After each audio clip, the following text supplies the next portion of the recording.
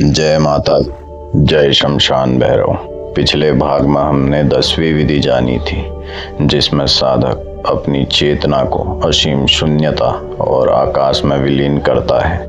आज हम 11वीं विधि सीखेंगे, जिसमें साधक अपने भीतर की प्रकाश ऊर्जा पर ध्यान लगाता है। शिव जी कहते हैं, जब साधक अपनी चेतना को भीतर की प्रकाश ऊर्जा में स्थिर कर देता है तो उसके भीतर की अंधकार और भ्रम धीरे धीरे समाप्त हो जाते हैं। कल्पना कीजिए, आप शांत बैठे हैं और धीरे धीरे अपने भीतर झांक रहे हैं। जैसे आप ध्यान में गहराई में जाते हैं, आपके भीतर एक हल्की चमकती हुई ऊर्जा फैलती है। शिव जी पार्वती जी से कहते हैं, देखो देवी, यह प्रकाश ऊर्जा साधक के भीतर की अहंकार को दूर कर उसकी चेतना को उज्जवल बनाती है।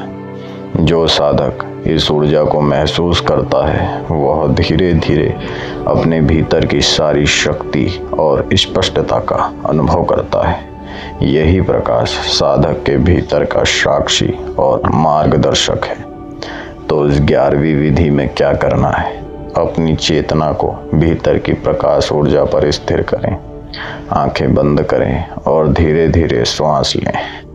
श्वास के साथ महसूस करें कि भीतर हल्का सा चमकता प्रकाश फैल रहा है। कल्पना करें कि यह प्रकाश आपकी सारी चेतना को पूर्ण रूप से रोशन कर रहा है। धीरे धीरे आपकी सारी मानसिक हलचल और अंधकार उस प्रकाश में घुल जाता है।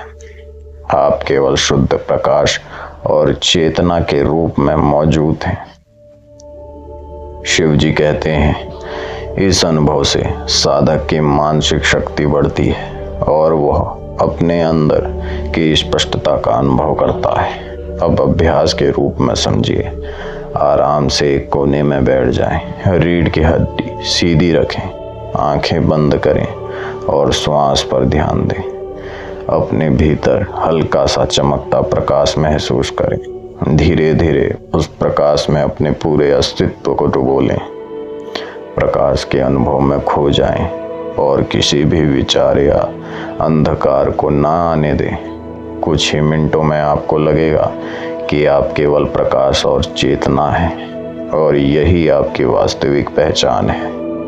तो दोस्तों, ये थी विज्ञान भैरव तंत्र की 11वीं विधि, भीतर की प्रकाश ऊर्जा में ध्यान। इस साधना से साधक अपने भीतर की शक्ति और मानसिक स्पष्टता का अनुभव करता है। इसे नियमित करें और देखें कैसे अंधकार धीरे धीरे प्रकाश में बदलता है। अगली वीडियो में हम 12वीं विधि जानेंगे। जय माता दी, जय शमशान भैरव।